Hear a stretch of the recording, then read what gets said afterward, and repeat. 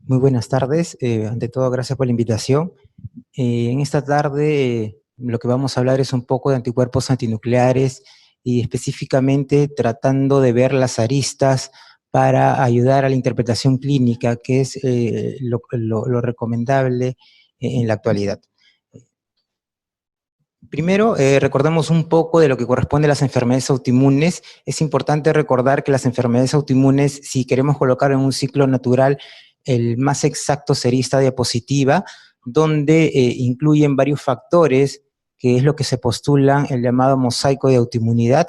Esto van desde factores hereditarios, factores ambientales o llamado ecología autoinmune, un estado preclínico que es importante entender. Este estado preclínico, cuando ocurre esta disrupción de la tolerancia inmunológica, ya sea a través de la inmunidad celular y la inmunidad humoral, que va a llevar a la formación de biomarcadores, que para el caso de laboratorio, nuestro biomarcador serían los autoanticuerpos. Y finalmente, el desarrollo de la enfermedad con fenotipos, subfenotipos o varios de estos, llamado poliautoinmunidad, y que estamos hablando de una enfermedad autoinmune. Si observamos aquí, el desarrollo de los autoanticuerpos se puede encontrar mucho antes del desarrollo de la enfermedad. Eso es importante porque podemos tener pruebas que van a detectar los autoanticuerpos sin tener aún evidencia clínica de la enfermedad. ¿Cuál es la importancia de solicitar en general los autoanticuerpos? ¿Cómo es importante un autoanticuerpo en la práctica clínica? Siempre cuando nos enfrentamos a la solicitud de estos autoanticuerpos, tenemos que recordar si nos sirven para el diagnóstico, si nos sirven para definir un subgrupo especial de una enfermedad o un síndrome. Por ejemplo, yo tengo un anticuerpo anti-DNA y sé que el anti-DNA me va a ayudar en un paciente, en un contexto de un paciente con lupus, a valorar el riñón porque se asocia a una nefritis lúpica. Definir el pronóstico, si pongo el mismo ejemplo del DNA, en este caso el DNA podríamos hablar de un mal pronóstico y permite acceder a la actividad de la enfermedad en un contexto de un paciente con lupus, sí, el DNA sí me ayuda a evaluar la actividad en un paciente con lupus. El mismo ejemplo, cuando yo tengo un contexto de un paciente con lupus, pero solicito un anti-SMID, el SMID me va a ayudar para el diagnóstico de lupus, sí, me permite definir un subgrupo especial en una enfermedad o síndrome, no. Definir un pronóstico tampoco, el SMID no me da un pronóstico y me permite acceder a la actividad, tampoco me da el SMID, me accede a la actividad. Entonces vemos dos ejemplos que la solicitud de los autoanticuerpos no puede interpretarse de la misma manera. Tenemos una serie de autoanticuerpos dentro de todo el espectro de las enfermedades autoinmunes y estos autoanticuerpos se tratan de asociar en enfermedades. Los autoanticuerpos se van a asociar a un grupo de enfermedades y como ven ahí las circunferencias, estas circunferencias no están separadas, sino se superponen y eso es lo que trata de decir que los autoanticuerpos, si bien es cierto, se asocian a una enfermedad autoinmune, pero estos autoanticuerpos pueden estar presentes en muchas enfermedades autoinmunes a la vez. Ahora vamos a hablar de lo que corresponde a uno de estos, que son los anticuerpos antinucleares. Si hablamos de los autoanticuerpos, de los anticuerpos nucleares, en la historia esto comenzó con el descubrimiento de las células LE allá por 1948, de la detección de este fenómeno que era una fagocitosis del neutrófilo y encontramos los restos en esta expresión de la célula y era llamada como las células LE.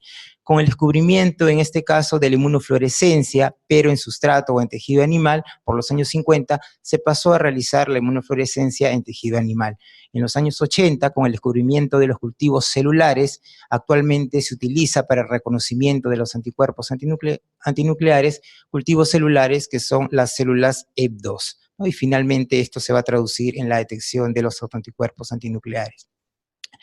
Si hablamos de metodologías para detectar los autoanticuerpos antinucleares, es mucha.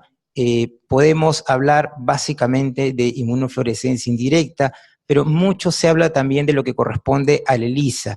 Y entonces me atrevo a poner esta diapositiva para aclarar algunas dudas en lo que corresponde a la diferencia de solicitar una inmunofluorescencia por ANA y un screening, estoy hablando de un screening de ANA, como ELISA, como tal, y tenemos ciertas ventajas y desventajas para ambas metodologías en esta prueba, ¿no?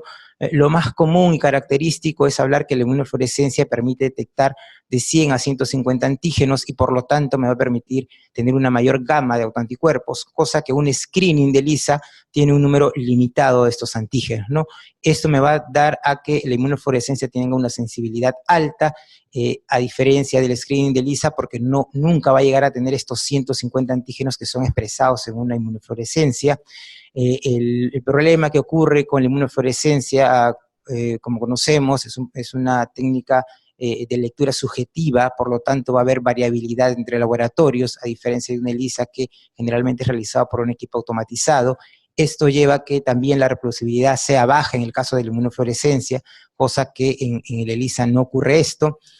Actualmente este problema de subjetividad en la inmunofluorescencia se ha tratado de reducir a través de la automatización, no solo de la preparación de las láminas, sino también de la lectura a través de microscopios que van a permitir dar algunos patrones o los patrones frecuentes a través de la lectura automatizada de los microscopios.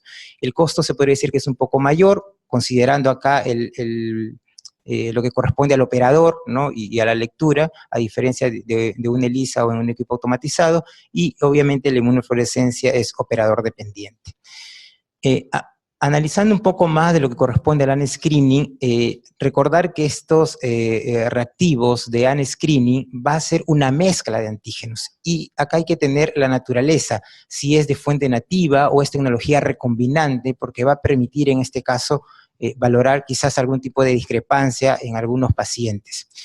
La composición es bastante diversa, hay disponibilidad de antígenos puros o de combinar estos, y cuando hablamos de combinar, porque nos ofrecen anticuerpos antinucleares por un screening de ELISA que tiene todos los anticuerpos teóricamente o clínicamente relevantes, pero estos antígenos al momento de ser mezclados pueden perder estructura y muchas veces pueden enmascarar aristas o pueden enmascarar epítopes, y se habla de un efecto de enmascaramiento. Por más que esté presente este antígeno o lo encontremos en el reactivo, podría no presentar un epítope y por lo tanto tener un resultado falso negativo.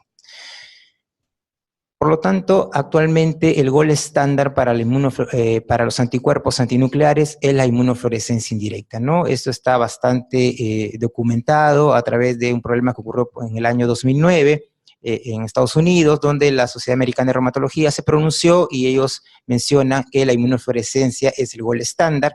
No solamente la Sociedad Americana de Reumatología, sino también un grupo de expertos internacionales, toda la comunidad que tiene que ver con autoinmunidad. No existe ninguna que diga que la inmunofluorescencia no es el gold estándar, ¿no? Entonces, actualmente se sigue considerando como gold estándar la inmunofluorescencia indirecta para los anticuerpos antinucleares. El profesor Luis Eduardo, que es una persona que ha permitido desarrollar bastante la lectura de los anticuerpos antinucleares y la interpretación clínica, él habla que los anticuerpos antinucleares por inmunofluorescencia nos da mucha información, ¿no? Y podría hablarse de estos microarreglos naturales donde podemos detectar, en este caso, antígenos que van a permitir detectar los autoanticuerpos puntuales asociados a las enfermedades autoinmunes sistémicas. Este gráfico es bastante conocido de una inmunofluorescencia indirecta. En este caso el sustrato son las células CEP2 con los anticuerpos que va a tener el paciente, estos marcados con un fluorocromo, y finalmente se lleva una lectura para dar un patrón de los anticuerpos antinucleares. Esto puede ser reemplazado y actualmente existen equipos automatizados que van a llevar en este caso a la lectura o al reconocimiento de los principales patrones. El problema que ocurre con los anticuerpos antinucleares comienza con la solicitud. Para la mayoría, para todos los autoanticuerpos, es importante tener una probabilidad pretest bastante alta. Esto quiere decir que voy a tener una sospecha clínica muy alta para poder solicitar estos autoanticuerpos. En el caso de los anticuerpos antinucleares ocurre lo mismo. Se comenzó en este caso por la solicitud a través de especialidades que veían específicamente las enfermedades autoinmunes como reumatología, inmunología clínica. Esto llevó a medicina interna, dermatología, y hoy se solicita o es muy comúnmente solicitada los autoanticuerpos antinucleares. Esto hace que disminuya la probabilidad pre-test, y si disminuye la probabilidad pre-test voy a tener una probabilidad post-test en el resultado también baja. Esto lo que va a llevar, y vamos a verlo en el desarrollo de la exposición, algunos problemas que nos enfrentamos cuando tenemos un resultado positivo de anticuerpos antinucleares. Ahí, bueno, ahí en la diapositiva se habla de que los anticuerpos antinucleares por inmunofluorescencia se puede reportar de manera positiva y negativa, porque estamos hablando de positividad o negatividad. Si lo dejamos solamente como ANA positivo o ANA negativo, y queremos hablar de asociado a algunos criterios para clasificar alguna enfermedad autoinmune, tenemos los criterios de lupus del año 2012, donde en estos criterios clasificatorios solo se menciona la presencia de anticuerpos antinucleares. No hablamos de patrones, no hablamos de título, simplemente solo se habla de presencia de anticuerpos antinucleares, y hoy en día, con toda la información que se puede tener de los anticuerpos antinucleares, como que queda muy pequeña esta característica para poder clasificar a un paciente con lupus eritematoso sistémico. Lo que nos da los anticuerpos antinucleares, nos da más que positivo y negativo, nos da un patrón y un título. El patrón, que es la imagen que se observa en el microscopio, se puede considerar como una dimensión cualitativa. Y el título, que son las diluciones que se realiza hasta perder la fluorescencia y reportar la dilución anterior, se podría considerar como una dimensión cuantitativa, que realmente sería semicuantitativa, pero un resultado de anticuerpos antinucleares por inmunofluorescencia nos va a dar estas dos dimensiones, que sería la parte cualitativa, que es el patrón, y la parte cuantitativa, que es el título. El título. ¿Qué importancia tiene el título en la interpretación o el contexto de una sospecha de una enfermedad autoinmune? El título lo podemos hablar como nivel de autoanticuerpos. En realidad hay mucha discrepancia de la importancia que se le tiene que dar al título. Se habla que los niveles más altos deberían estar mejor asociados con las enfermedades reumatológicas autoinmunes sistémicas, y por lo tanto también nos da una mayor probabilidad de identificar el autoantígeno o el anticuerpo que va a tener el paciente. Hay mucha literatura que recomienda, y por eso lo pongo entre comillas, una dilución de 1 en 160 para poder hablar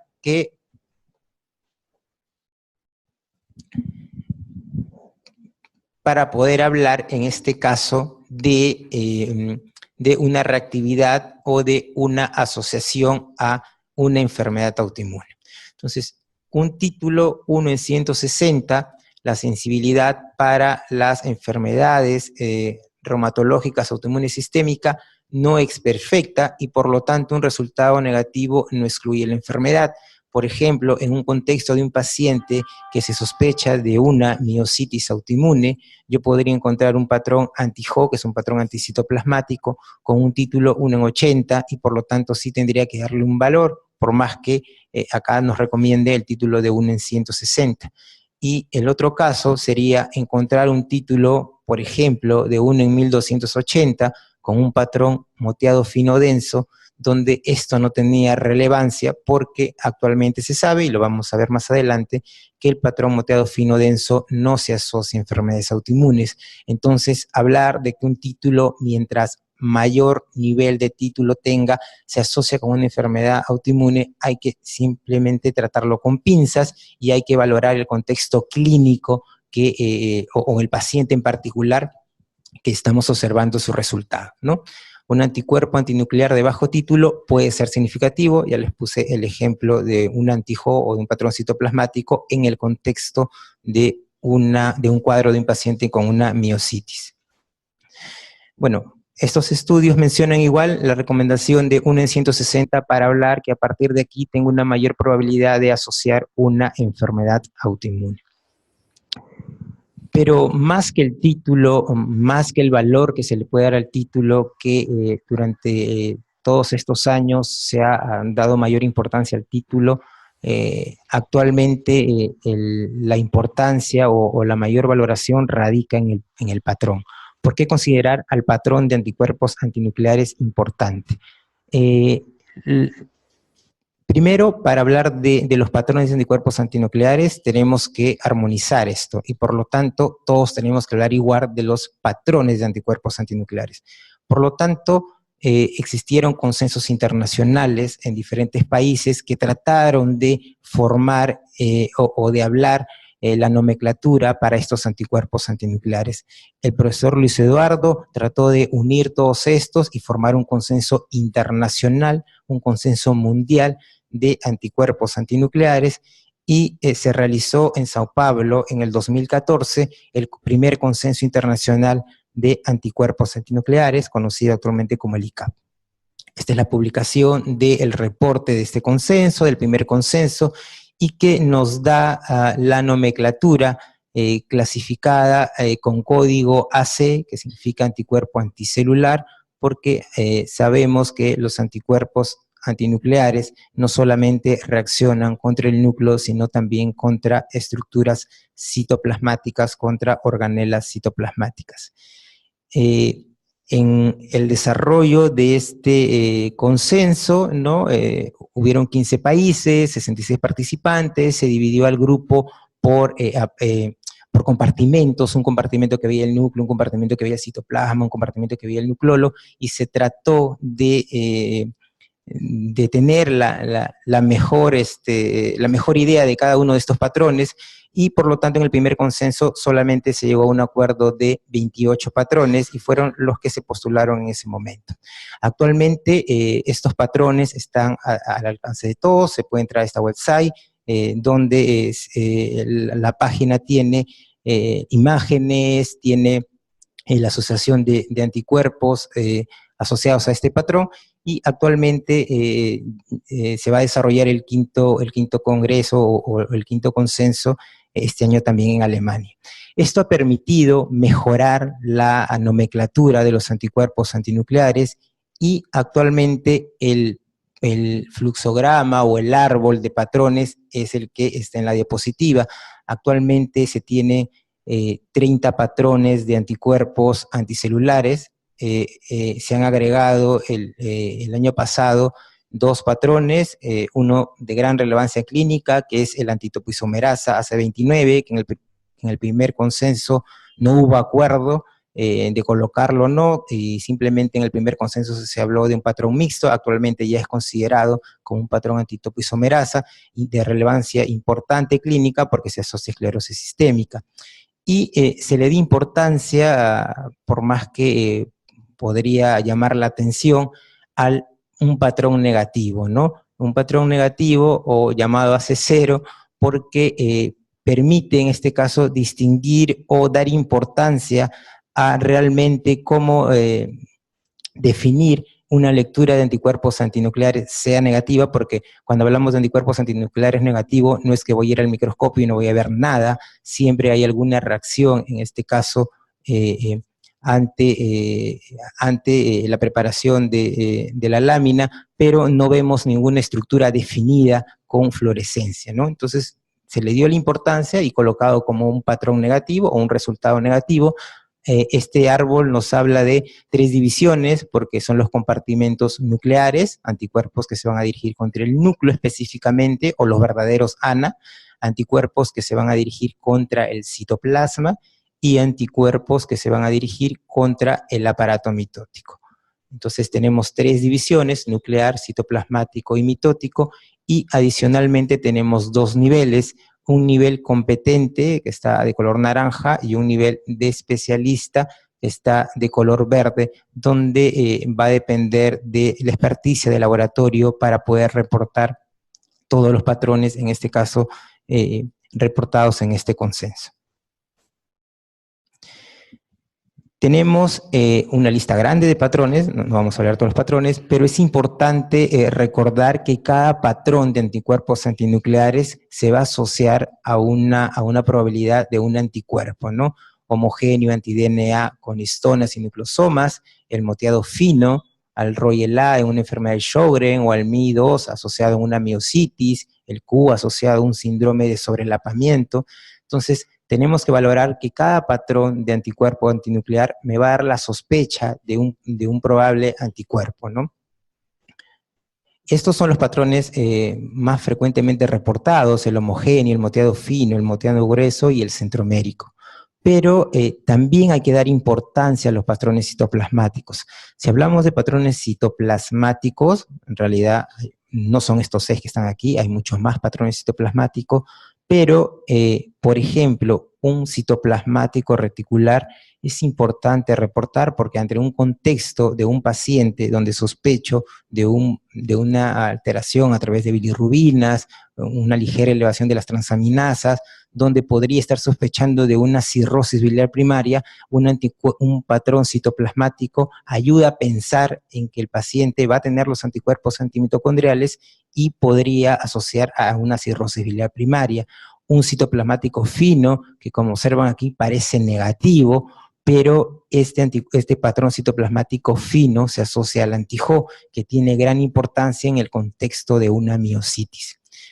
Citoplasmático fino denso asociado a la proteína ribosomal, de gran importancia en pacientes con lupus que hacen un cuadro neuropsiquiátrico. Entonces, estos 3 primeros que vemos aquí solamente de ejemplo tienen una relevancia clínica importante para el diagnóstico de una enfermedad autoinmune, pero los 3 que vemos aquí, aparato de Golgi, que es un patrón polar, granular discreto, y citoplasmático fibrilar filamentar, si bien es cierto, se asocian por ahí a algún tipo de enfermedad autoinmune, pero su relevancia clínica no es significativa aún en la actualidad, ¿no? Entonces, si hay patrones citoplasmáticos que vale la pena reportar por la importancia o el impacto clínico que va a tener ante la sospecha de alguna de estas enfermedades.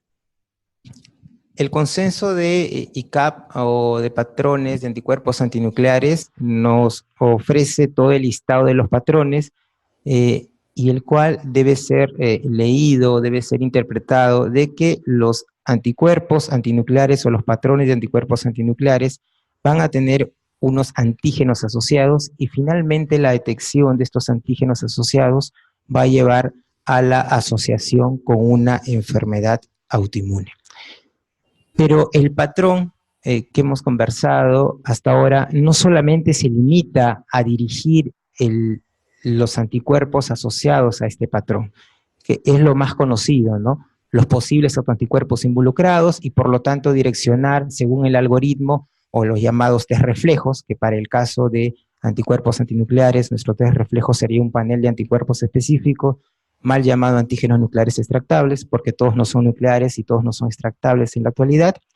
Entonces, esta es la utilidad básica que todos conocemos, ¿no? Los posibles anticuerpos involucrados hacia el patrón, ¿no? Y de esto hay muchos algoritmos, hay muchos fluxogramas, simplemente que dependiendo de cada patrón, cuáles son los anticuerpos que se va a solicitar. Si hablamos de estos con la solicitud de test reflejos, por ejemplo, tenemos un nuclear homogéneo y bueno, vamos a solicitar un DNA o un histonas o un nucleosoma porque se asocia a este tipo de patrones. Pero, ¿qué pasa, por ejemplo, con un patrón nucleolar? Si bien es cierto, el patrón nucleolar actualmente se puede dividir en tres tipos de nucleolares, pero a un nivel de competente solamente se puede reportar como un patrón nucleolar, no es necesario poder llegar a esta fineza, si hay experticia sí podría llegar, pero finalmente lo que tenemos que recordar es que, por ejemplo, este patrón nucleolar se asocia a toda esta gama de autoanticuerpos, y tenemos que recordar que todos estos autoanticuerpos que ven aquí normalmente no están en un panel de anticuerpos específicos o normalmente no están en un perfil ENA. Entonces, si el paciente tiene un NOR90, creo que en un perfil de ENA, que aquí en Perú se solicita, no existe como tamizaje dentro de tal, o un anticuerpo nucleonina, no existe como tal. Entonces, puedo tener un patrón nucleolar con un perfil ENA o con un perfil de anticuerpos específicos de tipo negativo. Entonces, si bien es cierto, el patrón nos sugiere el test reflejo, pero hay que ver que en algunos casos este test reflejo no tendría por qué realizarse porque el patrón que tenemos no se asocia a los anticuerpos que están en este panel que vamos a solicitar. no solamente, como les mencioné, se limita a la dirección de un post-test, sino también que el patrón por sí solo, sin necesidad de solicitar un perfil de anticuerpos específicos, me puede asociar a un grupo de enfermedades autoinmunes sistémicas. Obviamente no todos los patrones pueden darnos este resultado, ¿no? Por ejemplo, bueno, ahí nos observa bien, tenemos el patrón pleomórfico que está muy asociado al lupus eritematoso sistémico y no necesitaríamos pedir una prueba adicional porque ya con un patrón pleomórfico tendría que asociar, obviamente con la clínica del paciente, a un lupus eritematoso sistémico. El patrón centromérico, si yo tengo un resultado de anticuerpos antinucleares centromérico, no tiene sentido por qué hacerle un ELISA para centrómero o por qué solicitar un ENA para ver el centrómero. Ya de por sí el patrón centromérico me dice que tengo anticuerpos anticentromérico y esto, por ejemplo, ya está en los criterios clasificatorios de esclerosis sistémica, donde solamente o detectamos el centrómero por una ELISA o simplemente con el patrón centromérico ya estamos como cumpliendo uno de los criterios clasificatorios. Entonces, hay patrones donde ya no sería necesario, en este caso, solicitar un test reflejo porque directamente ya tengo su asociación clínica. No solamente está el patrón PCNA, ni el patrón centromérico, sino también el patrón moteado fino denso, que en los últimos años se ha desarrollado mucho, se ha investigado mucho sobre este patrón moteado fino denso, y este patrón moteado fino denso se asocia a enfermedades no autoinmunes, o sea, es todo lo contrario, yo tengo un resultado de moteado fino denso y podría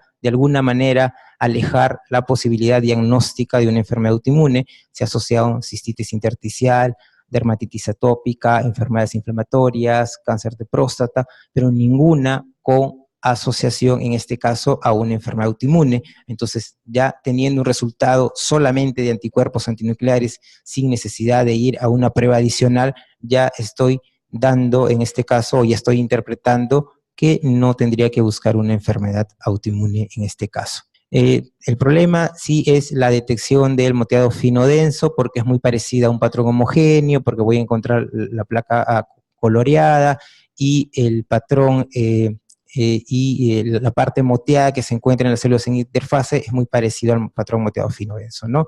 Sí hay que tener una buena lectura para poder identificar al patrón moteado fino denso. Entonces, hemos visto primero la importancia del patrón en lo que nos permite dirigir a un test, como es el perfil ENA, luego que los patrones, hay patrones que directamente me van a llevar a sospechar en alguna enfermedad autoinmune sistémica, y lo último que se habla es de relevancia clínica. Lo que hablamos de relevancia clínica ya hace un tiempo ya se ha ido manejando, pero recién se ha postulado, recién existe ya las recomendaciones para poder hablar de relevancia clínica. Esto fue publicado recién en marzo de este año, ¿no? Como les menciono, esto ya ha sido manejando, pero recién está el paper de la relevancia clínica de los patrones de anticuerpos antinucleares asociados a las enfermedades autoinmunes. ¿Qué quiero decir con relevancia clínica? Por ejemplo, habíamos hablado del patrón homogéneo, y el patrón homogéneo había mencionado que se asocia a anti-DNA, antihistonas y nucleosomas. Lo que se habla de relevancia clínica es ver el contexto que tengo con el paciente. Si yo sospecho de mi paciente con lupus, si tengo un paciente en un contexto con lupus y me sale un patrón homogéneo, entonces, si sospecho de un paciente con lupus, mi prueba reflejo va a ser, en este caso, solicitar anti-DNA, antihistonas o antinucleosomas. Pero si yo tengo un paciente, por ejemplo, que sospecho de una hepatitis autoinmune y le pido un anticuerpo antinuclear, en este caso, y me sale homogéneo, ya no tendría por qué seguir buscando un anticuerpo asociado a este patrón homogéneo, porque el patrón homogéneo que se encuentra en las enfermedades hepáticas autoinmunes no son los anticuerpos comúnmente conocidos o reconocidos. Entonces, por lo tanto, ya no tendría que ir más a un test reflejo. Entonces, a esto lo que se llama es relevancia clínica. ¿Cuál es la importancia, dependiendo del contexto, para poder interpretar? Lo mismo puedo hacer con todos los patrones. Este paper nos habla de todos los patrones, de los 29 patrones que han sido clasificados en el ICAP, y en qué situaciones me va a permitir poder solicitar si la prueba refleja o cómo interpretar, ¿no? Por ejemplo, si tenemos un moteado fino y yo estoy en un contexto de un síndrome de Sjögren en un moteado fino, obviamente voy a pedir un SCA o un SCB, pero si estoy en un contexto de una miositis y me sale un moteado fino, entonces voy a tener que pedir el MI2, por ejemplo, que el MI2 me da un patrón moteado fino y se asocia a una miositis. A esto es lo que se llama relevancia clínica, porque va a depender del contexto que tiene el paciente para poder solicitar o para poder interpretar el patrón de anticuerpo antinuclear. Pero si hablamos de anticuerpos antinucleares, pues no todo está en enfermedades autoinmunes. Lamentablemente, los anticuerpos antinucleares es positivos en personas sin evidencia de enfermedad autoinmune, y esto podría ser por una manifestación temprana de una enfermedad autoinmune incipiente, una alteración inmunológica transitoria, ya sea por infección, ya sea por medicamentos, ya sea por una neoplasia o algún rasgo familiar autoinmune.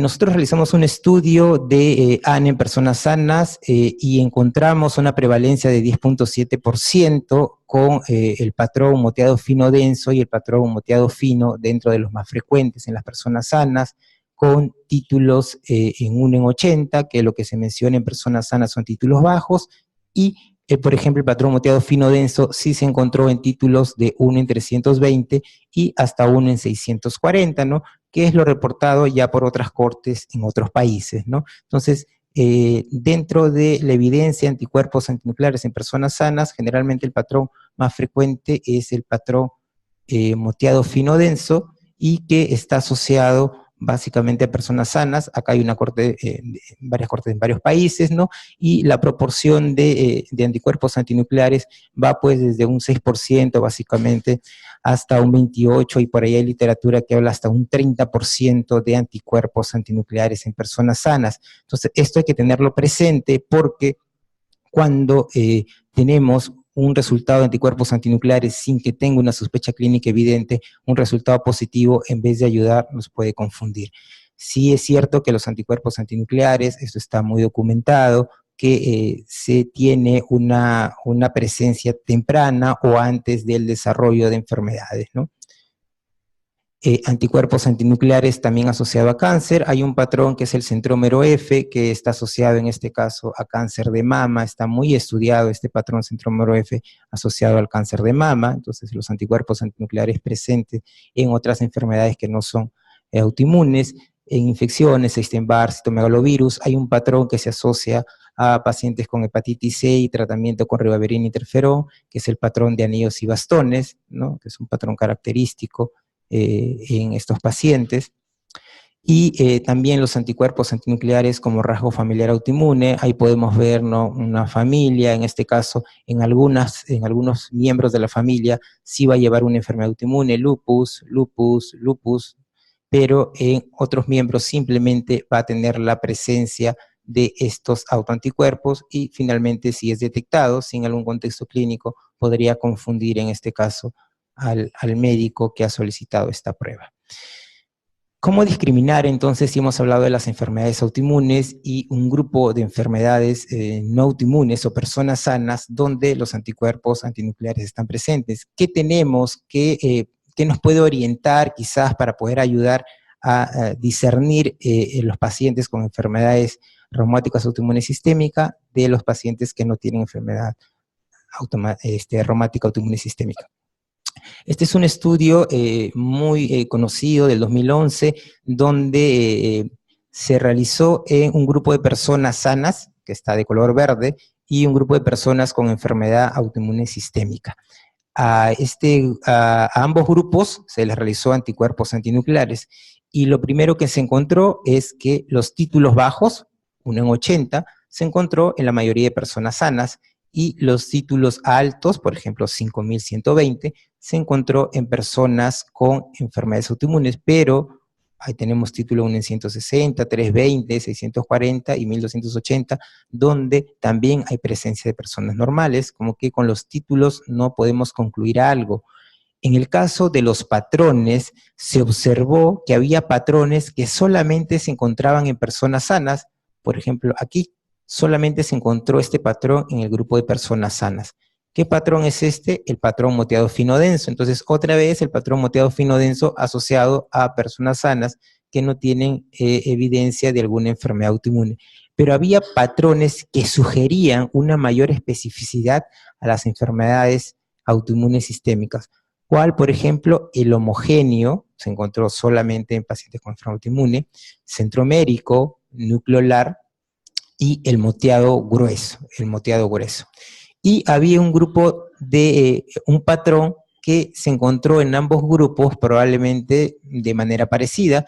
Este patrón es el moteado fino. El moteado fino se encontró tanto en personas normales como en personas con enfermedad autoinmune. Entonces, a este pequeño grupo de personas que tuvieron moteado fino y que tendría, o que había personas normales y personas con enfermedad autoinmune, ¿no?, se amplió un poco más para ver otra característica que podría tener, y se encontró que las personas que tenían enfermedad autoinmune tenían un título alto, y las personas que no tenían enfermedad autoinmune tenían un título bajo. Personas sanas, títulos bajos, y personas con enfermedad autoinmune, títulos altos en el contexto de un moteado fino. Entonces podríamos hablar que en este estudio se encontró que el homogéneo y el moteado grueso estaba asociado a mayor probabilidad de tener una enfermedad autoinmune, y en un contexto de un moteado fino, si el moteado fino tenía títulos bajos, se asociaba a personas sanas, y si tengo un moteado fino a títulos altos, se asociaría a una enfermedad autoinmune. Este estudio se amplió y fue publicado recién hace un mes, donde ya no solo se consideraban personas sanas y personas con enfermedad autoinmune, sino consideraron un grupo más: personas sanas, personas con enfermedades no autoinmunes, por ejemplo, personas que tenían múltiples comorbilidades, por ejemplo, diabetes mellitus, personas con cáncer, personas con enfermedades infecciosas, ¿no?, y personas con trastornos psiquiátricos. Entonces, era un grupo de personas que tenían un grupo de enfermedades que no eran enfermedad autoinmune. ¿Y qué se encontró? Se encontró algo parecido. Se encontró que el patrón nucleolar homogéneo era igual, más prevalente en personas con enfermedades autoinmunes. El patrón moteado grueso también seguía siendo más frecuente en personas con enfermedad autoinmune. Eran significativas las diferencias con los otros grupos. Y se encontró que el patrón moteado fino se encontraba en ambos grupos. El moteado fino se encontraba tanto en las personas con las enfermedades inflamatorias que están ahí, en las personas sanas, y también en las personas con enfermedad autoinmune. Y obviamente se analizó esto y se encontró que las personas con enfermedades no autoinmunes y las personas sanas tenían títulos bajos o intermedios, a diferencia de las personas con enfermedad autoinmune que tenían títulos altos con el patrón moteado fino, ¿no?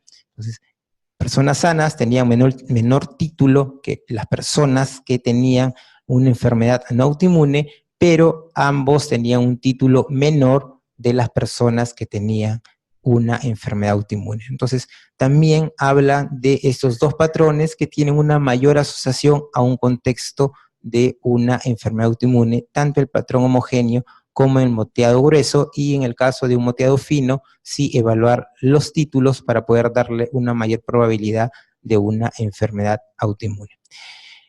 Para terminar, ¿qué ocurre en el laboratorio en el caso de alguna discrepancia con los anticuerpos antinucleares?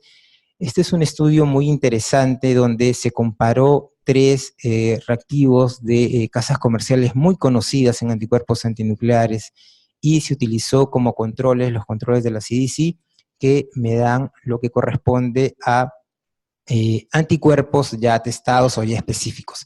¿Y qué se encontró? Se encontró una gran diferencia en los títulos. Por ejemplo, para el control Smith, se encontró con este reactivo que me daba títulos 1 en 80, pero con este reactivo Immunoconcept me daba 1 en 640. Con este reactivo 1 en 80, y con el reactivo Zeus me daba 1 en 1280. O sea, era una variación muy grande de hasta 4 o 5 diluciones realizados con controles. Entonces, aquí también hablamos de qué tan importancia pueden hacer los títulos, y no solamente se hizo con controles, sino también se hizo con pacientes que tenían enfermedad autoinmune. Acá el paciente, acá se hizo 8 muestras de pacientes que tenían lupus, y 11 muestras de pacientes que tenían esclerodermia. En los pacientes que tenían lupus, por ejemplo, en el paciente 262, se encontró que con un reactivo me daba títulos 1 en 2560 y con otro reactivo me daba título de 1 en 80. Miren esta variación de este paciente, que si hubiera acudido a un laboratorio que utilice ese reactivo, hubiera sido reportado con 1 en 80, y se acercaba a un laboratorio con el reactivo que está ahí, hubiera tenido un resultado de 1 en 2560. En el caso de esclerodermia igual, hasta los títulos bajaron, 1 en 40, y con otros laboratorios 1 en 1280. Entonces, vemos esta discrepancia que se tiene básicamente con los títulos. En el caso de patrones sí no ocurre eso, no es que con una casa comercial voy a tener un patrón homogéneo y con otra casa comercial voy a tener un moteado grueso, no, eso sí no estaría bien, pero en el caso de los títulos sí hay mucha discrepancia para poder ser evaluado con los distintos reactivos que se tienen en la actualidad. Siempre es la pregunta de qué pasa con un resultado de anticuerpos antinucleares positivo y un ENA negativo. Y básicamente lo hemos estado viendo en el desarrollo de la exposición.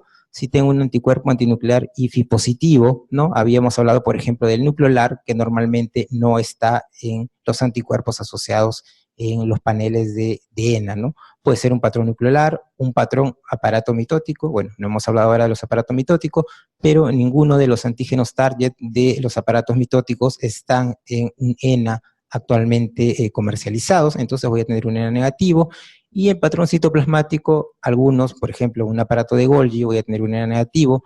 Si tengo un patrón citoplasmático de tipo mitocondrial, hay algunos ENAs que sí incluyen un mitocondrial, y bueno, podría tenerlo positivo, ¿no? Y la otra pregunta también muy característica es, ¿puedo tener un resultado anticuerpo antinuclear negativo y un ENA positivo? La lógica es que no, porque los anticuerpos antinucleares están dentro de los antígenos nucleares extractables, están dentro de los anticuerpos antinucleares.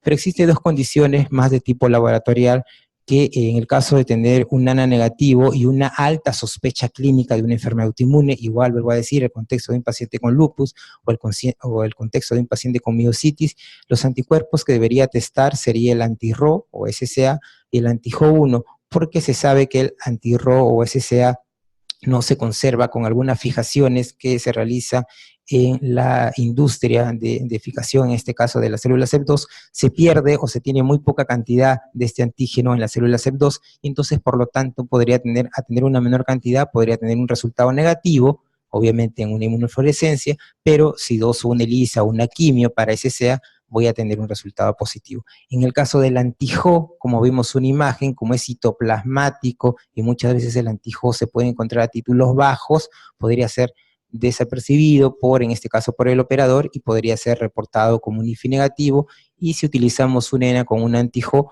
podría encontrar positividad. Serían los dos únicos casos en donde podría encontrar esa discrepancia. En los otros anticuerpos no podría tener un patrón ANA negativo y encontrar un ENA centromérico, eso sí no podría realizar.